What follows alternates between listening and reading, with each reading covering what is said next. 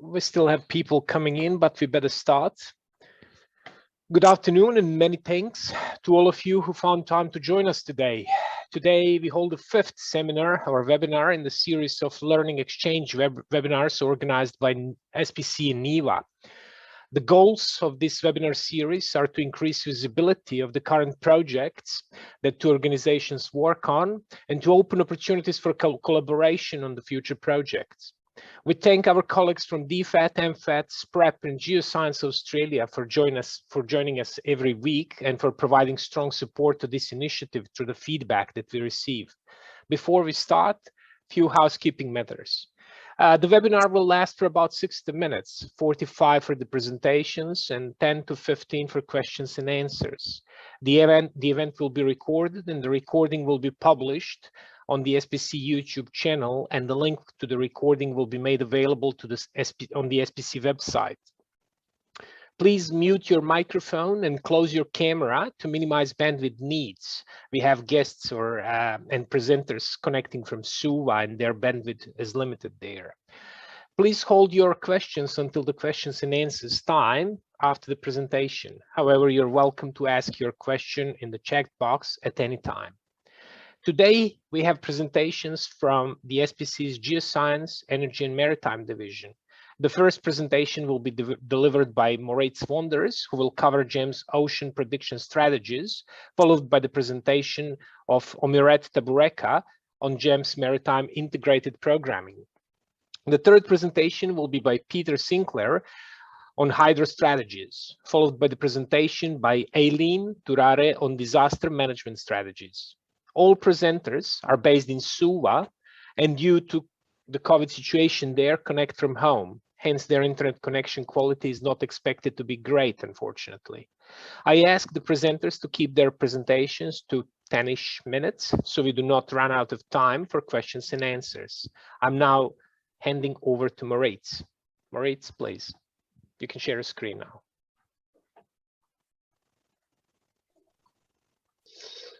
Yeah, thanks. I'll try. Let's see if that works.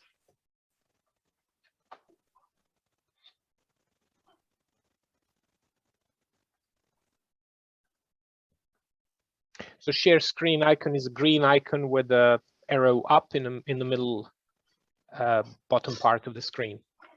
Yeah, I'll just try to, because I have two screens and it's Sure.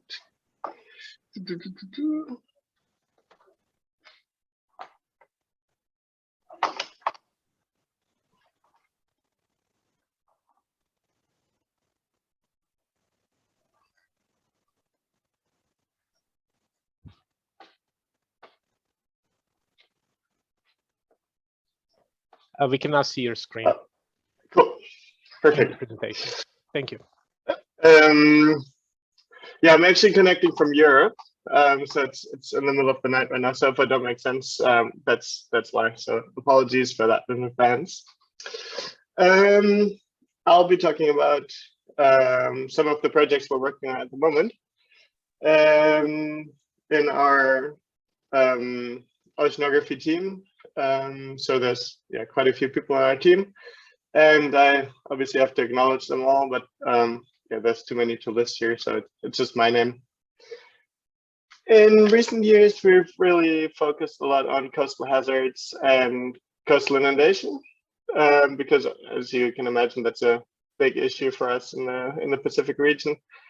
And here are just some images of the issues that we have. So you can see a beach in the top left corner here that's completely submerged during an inundation event, and on the right hand side you can see that same beach umbrella here with my colleague who's measuring how high it is, and you can see how high the water really gets during one of these inundation events.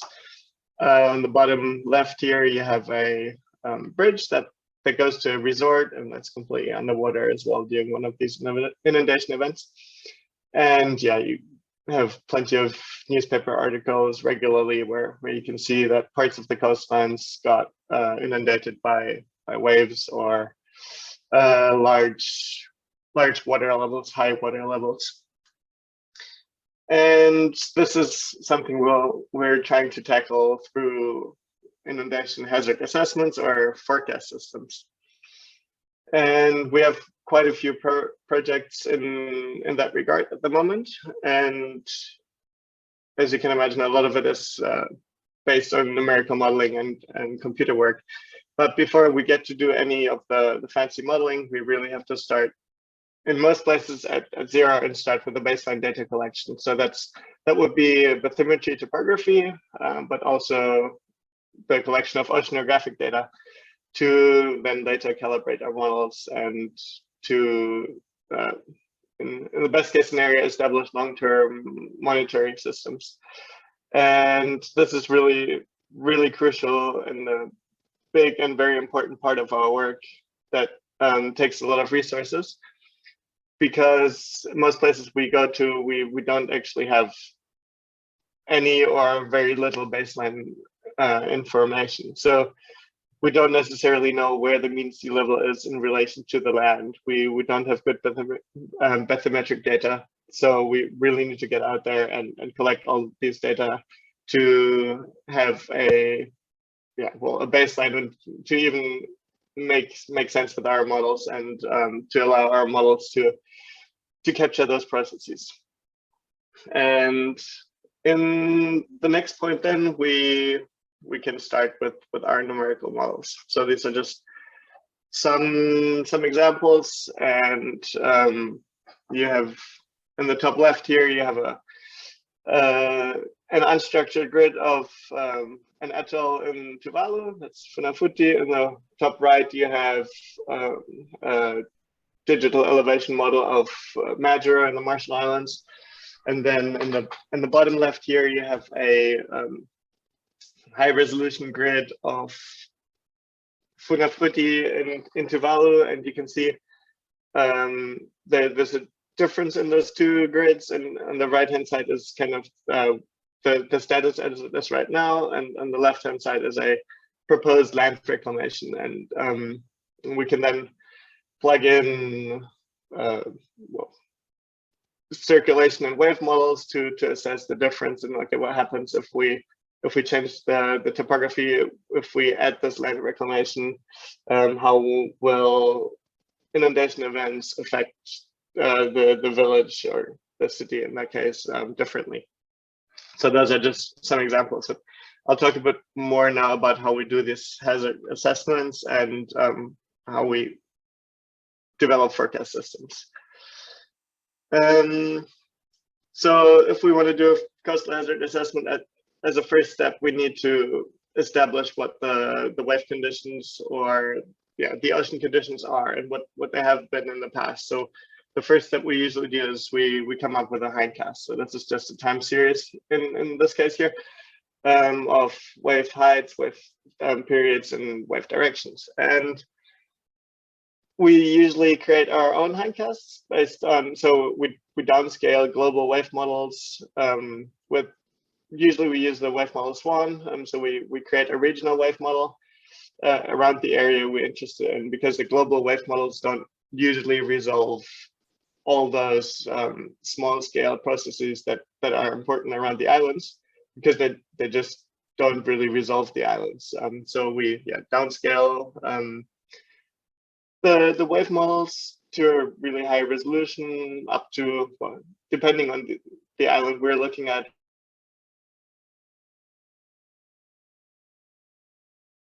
meters or so. We can also use nests, and we then need to produce more data, because as you can see here, for example, in this particular time series, we have a lot of 20 years of kind of average wave conditions, and we have 3 or 4 spikes in wave heights, for example. And obviously, if we're looking at inundation, we're really interested in the extremes.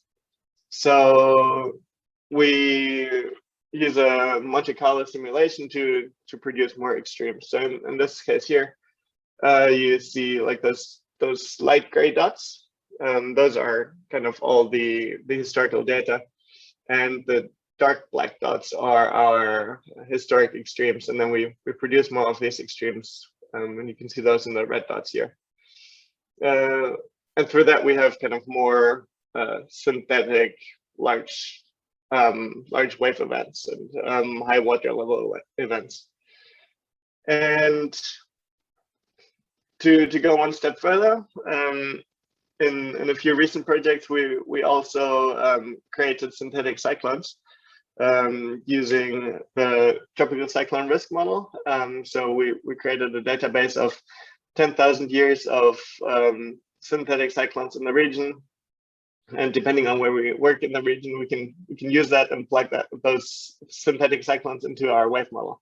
So in this case here, this is one cyclone out of those 10,000 years that run through Tuvalu. So those cyclones didn't happen like that, but they could happen based on statistical and physical properties of tropical cyclones in the region. So this is just one example. And in this particular case, I ran 1,000 years worth of tropical cyclones in Tuvalu, which is about 4,500 computations of the wave conditions during tropical cyclones in Tuvalu. But this is just one of them. Now, if we're looking at a whole island, then obviously the waves can come from all different directions. And this is one of the models I've been working on lately, so I thought I'll be showing that. So in this case, I kind of split the entire island into all these different transects, about 160 different transects, and you can see one of those transects here on the right. And basically in this case, then I have 160 1D models of the island, and I can run in my case, I'm running a non-hydrostatic 1D X-beach simulation to assess the inundation along those transects, along each of those transects. And to do that, I need to know what I want to force my model with. So what are my boundary conditions? What are the wave heights, wave periods that I'm and the water levels that I'm plugging into my model to calculate the inundation. So we obviously have all these wave heights, wave periods, and wave directions, mean sea levels, so all these extremes. But we need to know, okay, which ones are actually, which ones of those cases, of those 10,000 years of cases, are we actually interested in? So what we do is we start with an empirical model. In our case, we're using the Merrifield formulation for runup. So the total water level is an equation of the mean sea level anomaly, the tide, and the 2% runup. And we're just using that as a proxy, and we're calculating 10,000 years of the total water level near shore based on this empirical equation, and then we come up with a return interval curve like this, and then we can say, okay, the estimated total water level near shore for a 10-year return period is 2.3 meters or so, and so for the different return intervals that we're interested in, those are, in this case, the red dots here. So those are 5-year, 10-year, 25-year, 50, 100, and 250-year return interval. We then look up the corresponding combinations of wave height, wave period, wave direction, and mean sea level anomaly. And to obviously for each of these points along the return interval curve, we have one corresponding combination of wave height, period, direction, mean sea level anomaly. And we use 3 of those to get kind of a variety, if that makes sense. And then once we have those combinations, then we do that for each of the transects. So we look at the point in our hindcast or in our wave model, offshore wave model, that is closest to each of those transects that I showed in the slide before. And then we can run our wave model for each of those scenarios in like I say, 1D non-hydrostatic X-beach. So it kind of looks like that, and we can then calculate the maximum, the highest water level, the maximum water level in that simulation. And we do that for all the transects, and then we can come up with a kind of inundation map that looks kind of like this. And you can see here that the water level has different kind of, the waves have different run-up levels. So you can see that the water comes higher in some areas than in others. And this method, or kind of a similar method like that, we can use quite nicely for a forecast system as well. So in this case here, this is a wave model that an inundation forecast system that my colleague Antonio Espejo developed for Tarawa and Kiribati. And you can see here on the left-hand side a kind of a wave field, a particular wave field, and in the middle, this blue triangle, this is the atoll of Tarawa. And yeah, you can see the darker colors indicate larger wave heights. And in the center graph here, you have the different wave conditions, wind conditions, and tidal conditions, and mean sea level anomalies. And in this particular case here, we can see a spring tide with a low mean sea level anomaly, but big waves coming from the northeast. And so what he's done is he's trained all of these points. So he kind of created a machine learning algorithm and trained all these different points along the coastline here with input data from points from the northeast, from the south, and from the west. And depending on what the offshore boundary conditions are, this machine learning algorithm knows whether the flood risk level, based on pre-computed data, knows whether the flood risk level is high, extreme, moderate, or low. And so in this case here, you can see you have wave heights that are above 3 meters coming from the northeast, and then not surprisingly, the northeast coast facing coastline is in an extreme risk of being inundated. And this is another case where we have moderate wave conditions and moderate wind conditions, but we have extreme high spring tide plus extreme mean sea level anomaly. And you can see that basically the entire coastline, especially in the lagoon, is at extreme risk of being inundated. And if you were to, evacuate this island at the moment, then you would probably go to the far east or like far southern bit of the island. And so this method works quite nicely if you're looking at an entire island and you kind of look transect by transect. But if you're looking at a smaller area, so this is something we've developed in Fiji, you don't have to use 1D transects, but you can pre-compute kind of, you can look at a regional approach. So this is a bit of the coastline, for example, here that we looked at, and we used a 2D model rather than a 1D model, and simulated the inundation for the entire coastline. And again, trained a machine learning algorithm to know with certain wave conditions and water level conditions offshore, we have this kind of inundation. And this is kind of just a snapshot of this forecast system that we've developed, and it's an interactive kind of online interface that the Fiji Met service can then click around, and they'll get alerts when you have an inundation coming up, like in the bottom image here. And yeah, with the alert, they also get the inundation maps. And that's pretty much it. I'm a little bit over 10 minutes, but just to close on this, these are projects that we're currently working on. You can see there's a lot of development of inundation forecast systems and coastal hazard assessments, risk assessments. One of them is actually in collaboration with NIWA, partner 2. And yeah, if there's any questions, I'm happy to take them and answer them. Thank you. Thank you very much, Marit. Questions will be asked at the end of the session. And now we're moving on to Omirete Bureka. Omirete, please. Over to you. Yep. Thank you. Thank you, Alex. I'm just trying to share my screen now.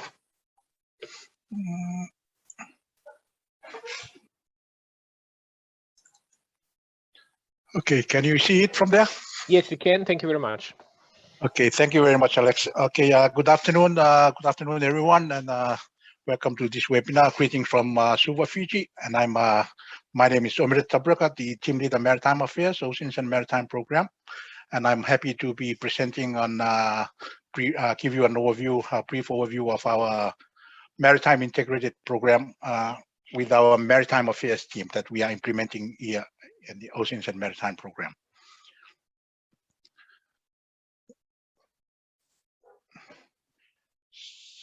So I'll be covering on this our Maritime Integrated Program just for the interest of time, and then from that I'll go straight to the projects that we are implementing currently, and from those project, and we'll go through I'll share some of the success story where we implement this.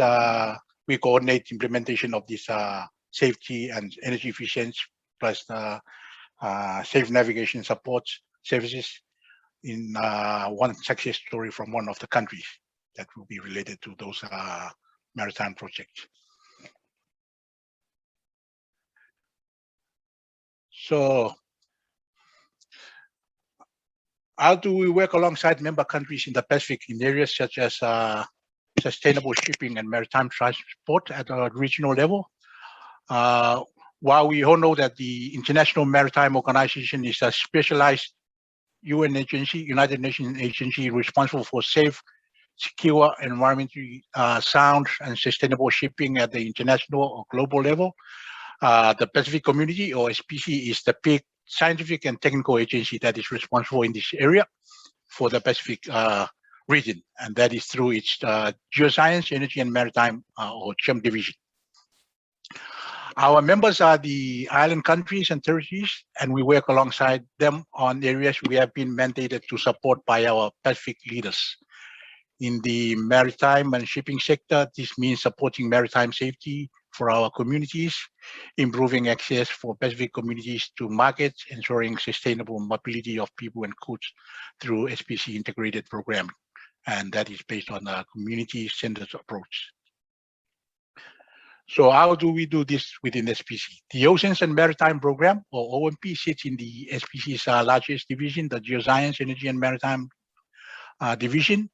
And the Maritime Affairs team work alongside the Pacific Maritime Administrations and other key stakeholders, ports authorities, maritime schools, and other ship operators. And this is to progress our engagement with them is to progress both on their national priorities and regional priorities across this space. And specifically, our niche areas include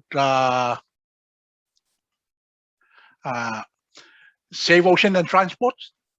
And so for all its users, including the maritime sector works, which account for around 16,000 Pacific people, and for our communities and those coming into our waters from distant shores.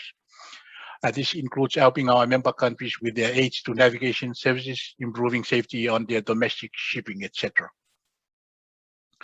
And for green transport, this is a shift from traditional energy supply, which is critical for our region, to keep up with the global shift away from fossil fuels. We do this through reducing port costs for energy through practical approaches and through the installation of innovative technologies like installation of solar PV systems on boats, which is reducing carbon emissions and providing significant cost savings for operators. This is a smart move for our future. And then on the other side, accessible maritime sector, this includes the promotion and active development of gender equality work. To date, 2% of our seafarers are women. 10% of our 16,000 strong maritime sectors are women. This is also ensuring career pathways and ensuring future generations are actively engaged in the sector, which is critical for our Blue Pacific. We also support access to markets through shipping arrangements such as the Central Pacific Shipping Commission. Our team has been working closely with individual state women in maritime associations and the Regional Pacific Women in Maritime Association, or the PAC-WIMA. On the efficient maritime transport, it helps countries improve energy efficiency, reduce greenhouse gas emissions, and reduce costs for operators. This is both ships and ports. And so we do this work alongside our partners and other actors such as the International Maritime Organization, or IMO, the International Federation for Aids to Navigation, the Australian government, New Zealand government, the European Union, MTCC Global Network, and many more. We go. The next one will be the next slide. I will just go a little bit more in detail on those programs or projects that we are currently implementing related to those areas that we discussed in the previous slides. So on improving maritime safety and safe navigation services, we have that Pacific Islands Domestic Ship Safety Program, which is known as the PIDSS. This program was incepted in 2010, and its main goal was to improve maritime safety on domestic vessels and through adoption and implementation of effective safety management system. So with this program, we have this what we call a tailored version of ISM that is designed for domestic vessels. And this is what we call the safe operational plans that we've been advocating and helping countries, those target countries, developing their to support their safety management system. So today there are 11 countries currently participating in this program, and from the assessments done in 2018, there were assessment on this PIDSS program. There was some good result from one country claiming that this safety program has contributed to the reduction of safety-related incidents on their domestic vessels from less than 10 meters in length, from 9% to 2% in the period from 2014 to 2018. And that was when this program was introduced to that country in 2014. The other one is on the Pacific Safety of Navigation Project. This was implemented in 2016 with the aim of improving safety of navigation in the region through enhanced aids to navigation capacity and system. The recent technical support provided to Solomon Islands in carrying out their maintenance work on one of the leading lights beacons that was required in the recommendations of the risk assessment, which was carried out in Solomon Islands 2018. SPC has been providing also trainings to build capacity in carrying out risk assessments using the simplified IALA risk assessment tool, and also conducting IALA level 1 managers course to some of the managers, ATON managers in the region. Moving on to the other projects, the one related to promoting low carbon and energy efficiency in the maritime sector, and that relates to the green and efficient maritime transport. So we have the first one in that sector is the Maritime Technology Cooperation Center for the Pacific, which is known as MTCC Pacific. This MTCC Pacific forms part of the global MTCC network, or the GMN, which is launched and announced at SPC Suva office in 2017. And its aim is to support Pacific Island countries and territories in limiting and reducing their greenhouse gas emissions from the shipping sector, with the aim of promoting low carbon maritime transport in the region. With this MTCC Pacific work, we have this SIMP, the Ship Energy Efficiency Management Plan, and also the template for data collection of fuel consumption. These are all integrated in the Safe Operational Plan under the Pacific Islands Domestic Ship Safety Program. So this is an integral part now of the safety management system of the PIDSS program.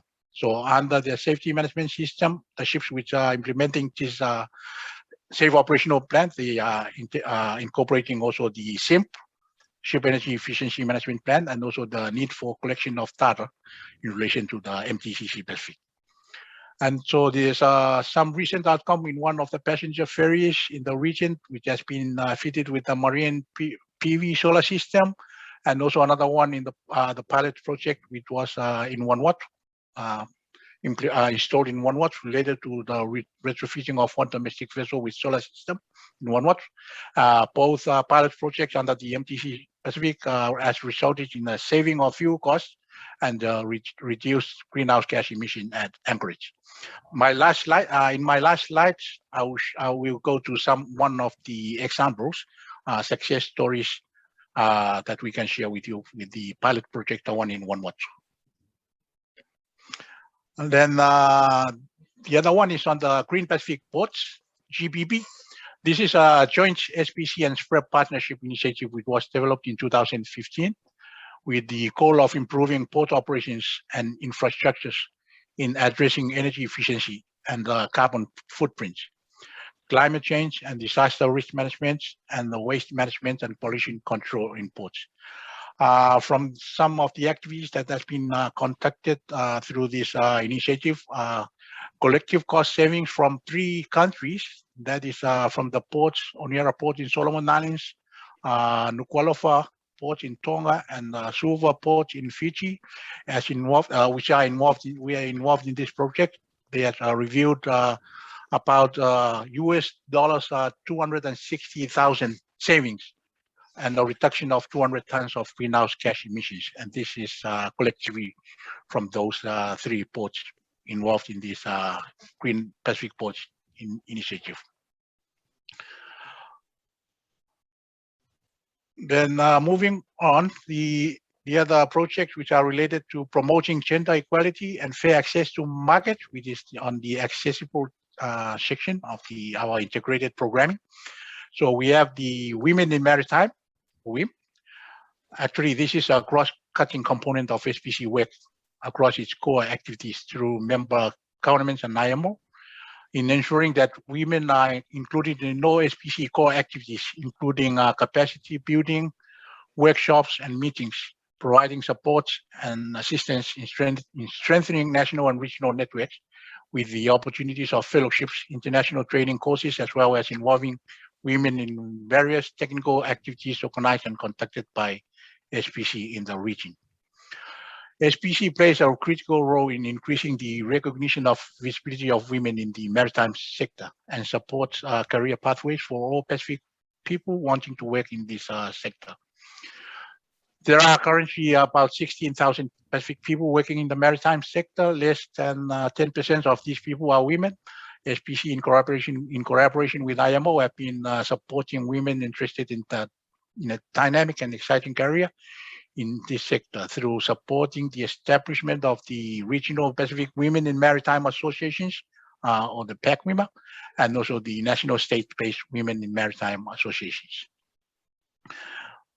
One of the other areas that we are also working on and assisting member countries with is the establishment of a shipping arrangement or agreement which is developed between international shipping service providers, the shipping line companies, to improve cargo supply chain in the region, and that is through the Central Pacific Shipping Commission.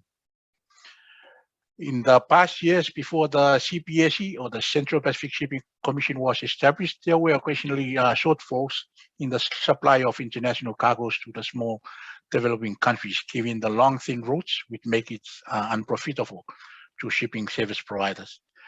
With the CPSC and SPC support, these disadvantaged small developing countries have now fair access to the international markets. And those countries that are members of the CPSC, the Central Pacific Shipping Commission, are Kiribati, Tuvalu, Marshall Islands, Wallis and Futuna.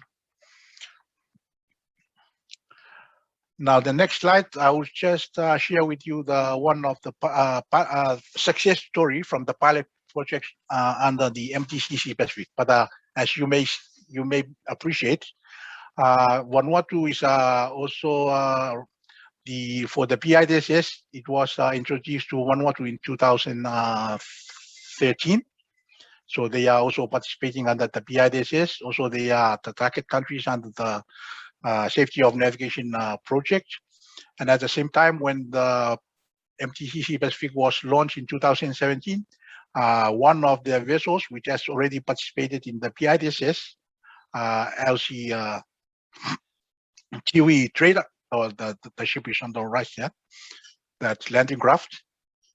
It's considered to have been implementing the Safe Operational Plan, which is also incorporated the SIMP, Ship Energy Efficiency Management Plan, and also submitting their data collection on their fuel consumption. And so in return, the MTCC Pacific installed the hybrid system or the solar panel and the PV system to operate some of its lighting system on board the ship. So the solar hybrid system is saving the ship operator a total of about 32% in the operational costs. Also, the hybrid solar system is used to operate the LED lighting, the general purpose outlets, and the wheelhouse air conditioning units. The requested solar system will is supposed to be tying into the existing electrical system and operate seamlessly to maximize use of renewable energy. The approach also maximizes the need for new circuits and rewiring work. And the energy efficient lighting offering will provide better, brighter lighting to the crew for both safety and comfort. So this is we are talking about on that slide there. It's about the pilot project that is being implemented on board one of the domestic vessels in Vanuatu. And the next slide, maybe just putting it more in clear what's the savings that you can see from there. But this shows the analysis from the data collection, the fuel consumption data collection that is received from the ship.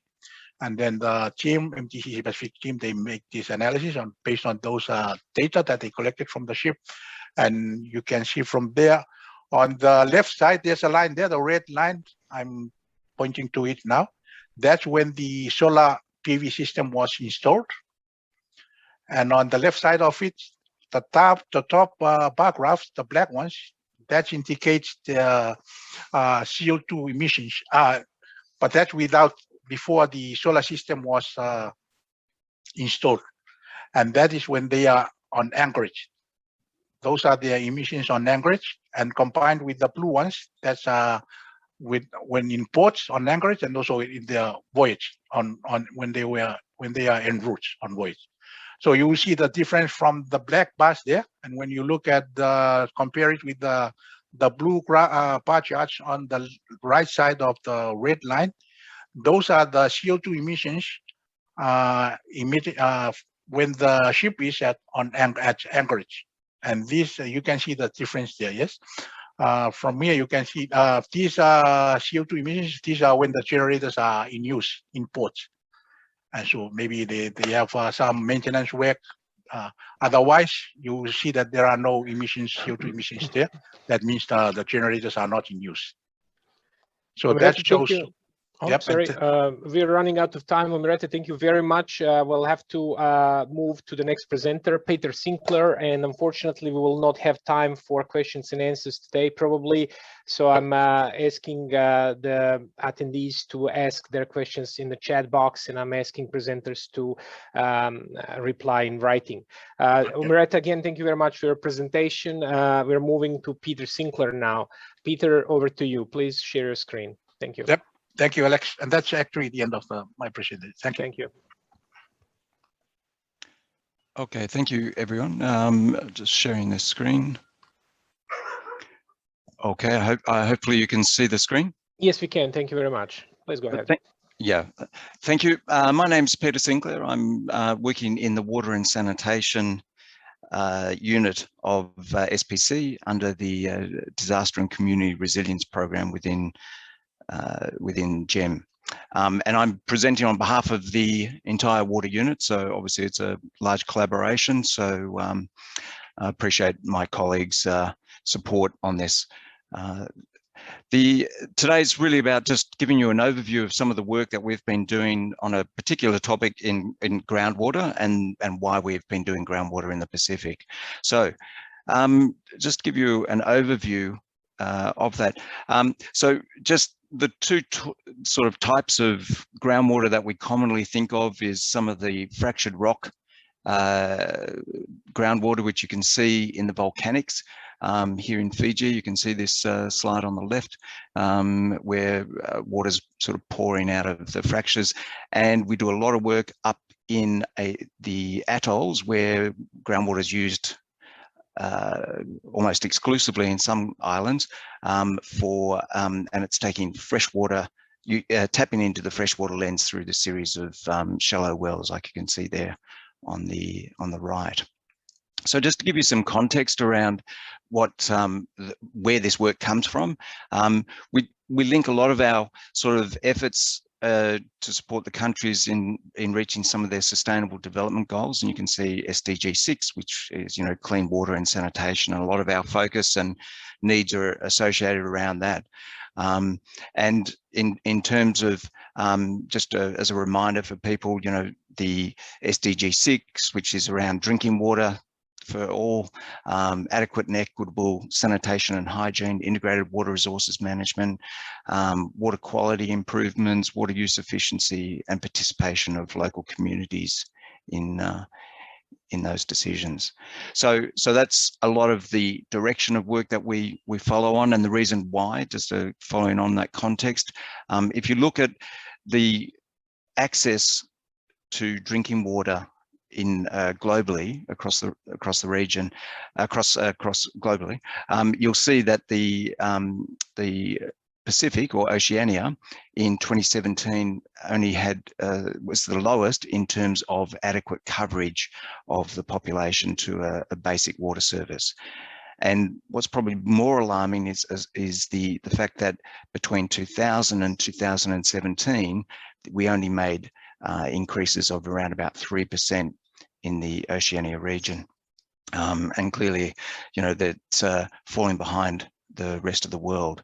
And when you look at it in terms of sanitation, these statistics are even more alarming, with only about 30% of the coverage of the population to safe basic sanitation.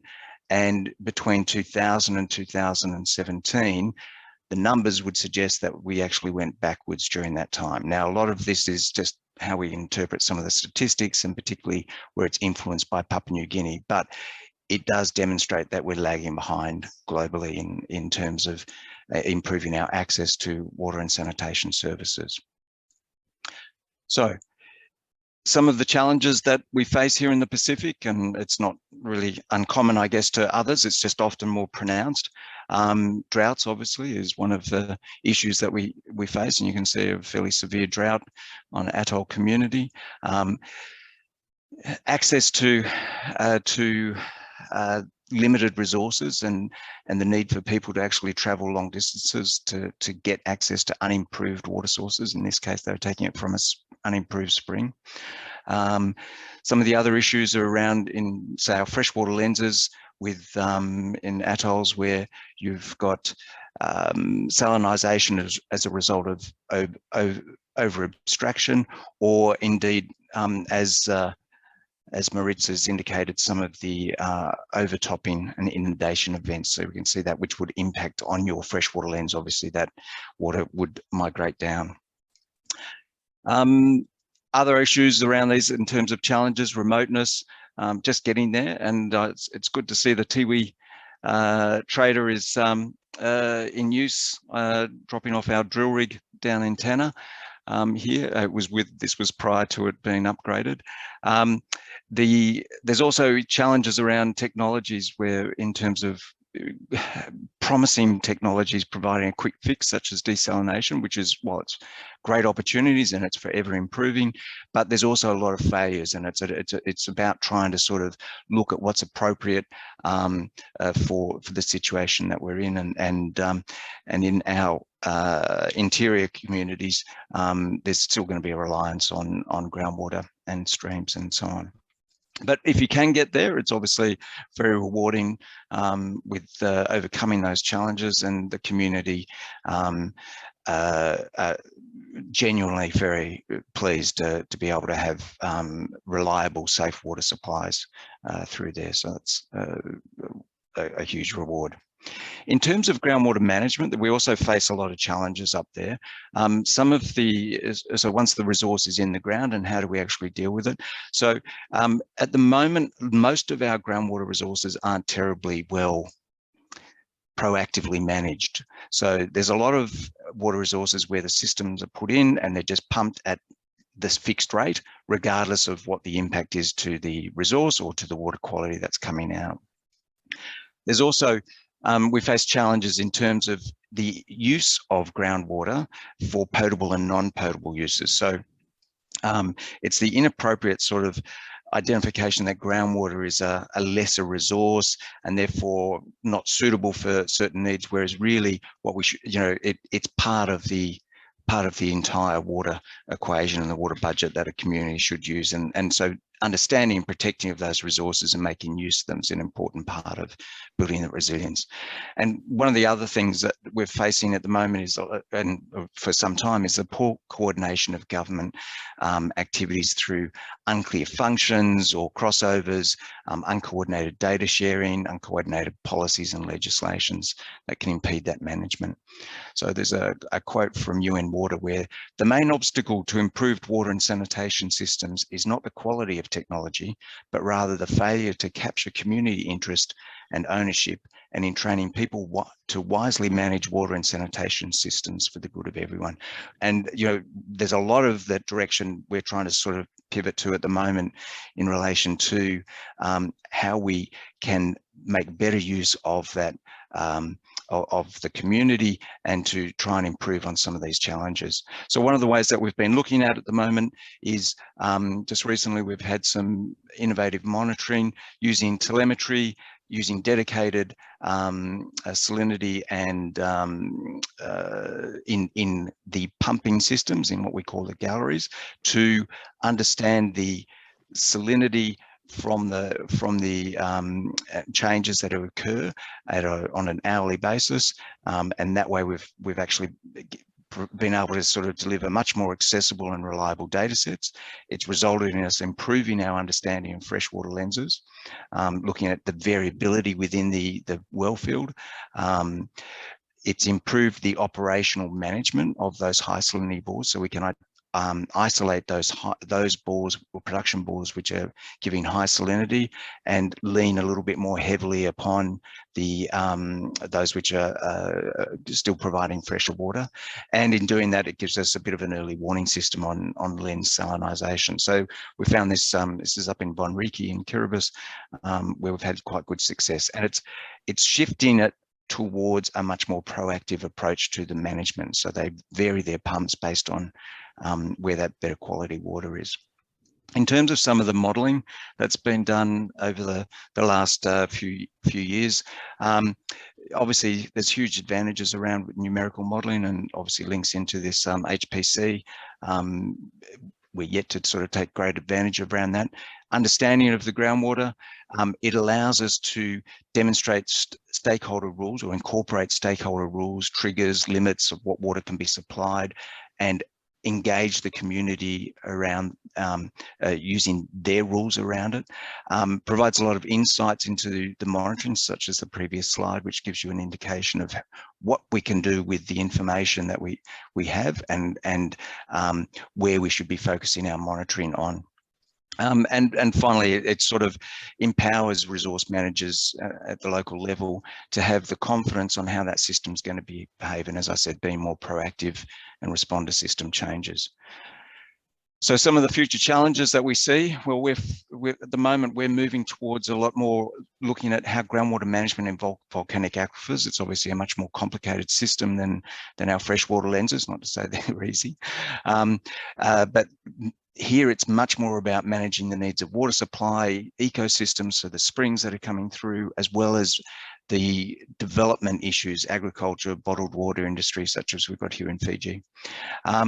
Again, focusing on enhancing government functions, a coordination of government functions, data sharing, inclusion of traditional knowledge into these governance structures, with the intent to really improve the acceptance, especially at the local scale, where the communities are looking to manage their own systems, and especially in remote islands. The application of numerical models to further improve understanding, but water quality monitoring and nature-based solutions, how we can utilise that to develop guidelines for communities with their sanitation and water supply systems being closely linked. And something that we're quite keen to work with Maritz and the team is forecast impact modelling. So linked groundwater inundation modelling to determine the impacts to water supply and the identification of risk mitigation scenarios from inundation events. So looking to see what the impacts are from that inundation and try and forecast that so we can look at our risk mitigation options. Thank you very much. Thank you very much, Peter. Next one is Aileen. Aileen, please start sharing your screen. Omirete, there is a question for you in the chat box. Aileen, over to you. Thank you.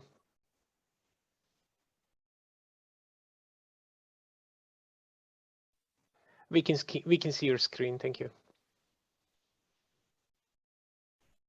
Thank you. Hi, everyone.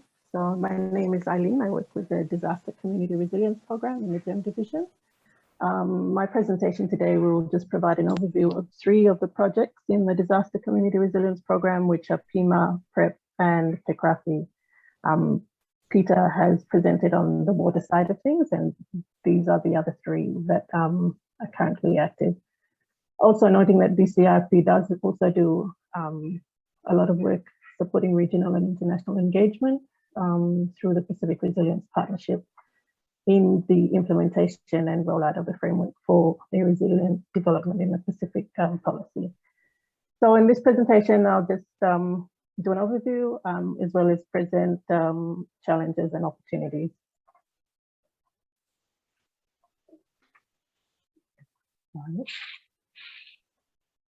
So the Pacific Islands Emergency Management Alliance that was established in 2013 and then commenced in 2014 under the then EU-funded Building Safety and Resilience in the Pacific project.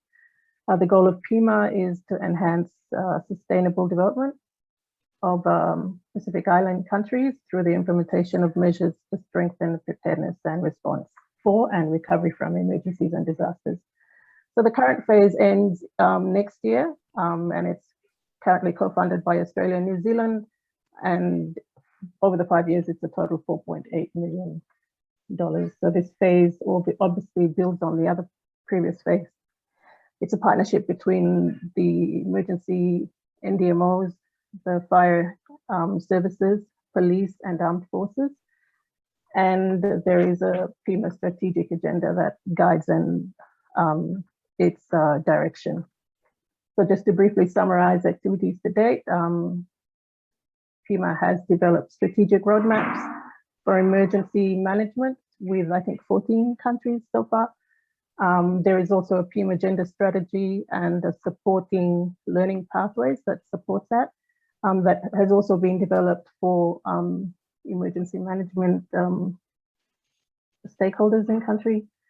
And there's a lot of capacity building initiatives that are currently underway. And through this,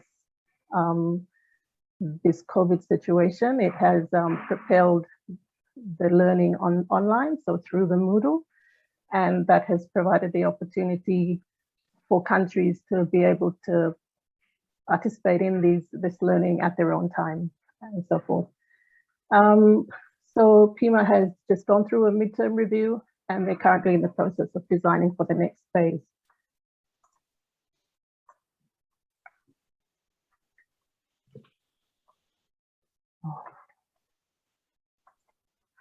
The Pacific Resilience Program. So SPC is implementing this. This is part of a series of projects that was launched in 2016. It covers 4 components, and those are the countries there and agencies that are part of this project. Obviously, countries choose, you know, they don't really have to have, they don't have activities under each of those components. It's up to them. So, for example, Vanuatu has just chosen to be part of the component 3 in terms of disaster risk financing. For SPC, the components that they are implementing projects under are component 1 and component 2, and obviously component 4 to support that. There's a phase 1 and a phase 2. In the phase 2, SPC is supporting Marshall Islands through a service agreement to build the capacity of NDMO as well as post-disaster needs assessment. The total budget for PREP 1 and 2 budget is $14 million USD, and the current end date for that is next year, October. Just to quickly go through the activities, Under component 1, they're doing impact-based forecasting with Tonga and Samoa. They're also doing strengthening preparedness for response. It's a regional program, and they're working in partnership with PIMA on that through a Cert 4 in disaster risk management, which will be offered through USB campuses in each of the countries, and PIMA will be funding participation of the emergency management folks in that. As well as that, PREP has also supported and is supporting equipment to support post-disaster needs assessments, as well as the provision of technical expertise in the event of a disaster, and it is requested by countries. This is also available. Under component 2, PREP is strengthening multi-hazard risk information systems and the development of decision support tools through the acquisition of LiDAR data, that's for Tonga and Vanuatu, and is also providing support to multi-sectoral planning through the development of case studies in Vanuatu, and that's also linked to the PCRAFI program that I manage. Under the innovative knowledge sharing to strengthen investment planning, PREP is also supporting the Pacific Resilience Nexus platform, which is an integrated IT infrastructure that will support and enhance the analysis of disaster risk and climate-related data assets in a consolidated manner. So quickly going on to PCRAFI, and which is actually the capacity building update of the hazard and exposure database for and that Pacific Catastrophe Risk Assessment Finance Initiative, a very long name. The objective is to improve and update the Pacific Risk Information System, which is the current portal or platform that was developed in 2010 in the initial phase of PCRAFI. And through that, we hope to enable countries to be able to conduct their own asset collection, data collection, to update their own exposure and data and impact data that will improve risk assessment. And more so, I think more importantly, is the use of the data. Lessons learned through a online survey was found that while countries did collect data and the use of the data was not as expected, as we would have liked it, especially the use of the data within PACRIS. And so hopefully within this phase that can be enhanced or improved in some way. In terms of the activities, so there's 3 components and the total budget is 3.1. The current end date is this year, December. However, we are in discussion with the bank for an extension to February 2023.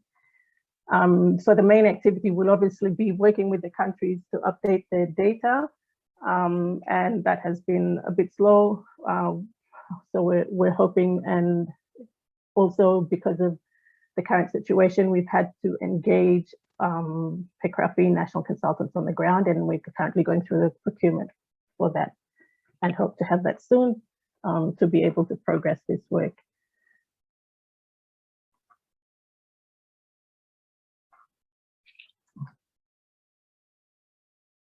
In terms of implementation approaches, challenges and opportunities, so obviously partnership with the relevant ministries in country is important, as mentioned by Pete. Definitely confusion in mandate, that does present a challenge.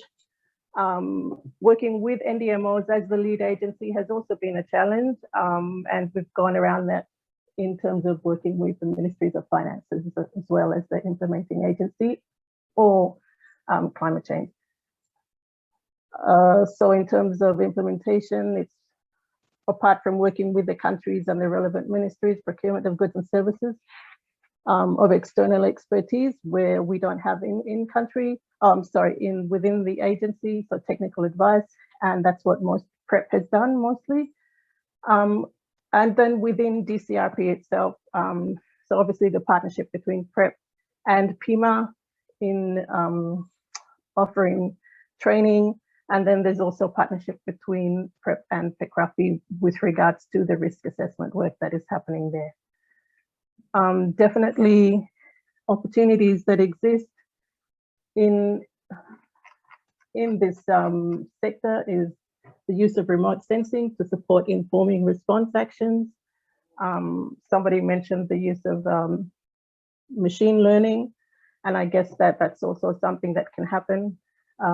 Machine learning to be able to automate tasks such as the digitizing of building footprints. However, this will also be based, on things such as security and getting the countries involved in that so that they don't feel removed from such an exercise. So I think I will stop there. Thank you, Alex. Many thanks to the presenters and many thanks to our audience for staying with us behind time. Sorry, we do not have time for questions and answers today, but we're looking forward to see you next time, next Tuesday, when NIWA will present a New Zealand water model, water resource and flooding forecasting from NIWA. So looking forward to that day and looking forward to see you all then. Thank you very much again and goodbye. Thank you.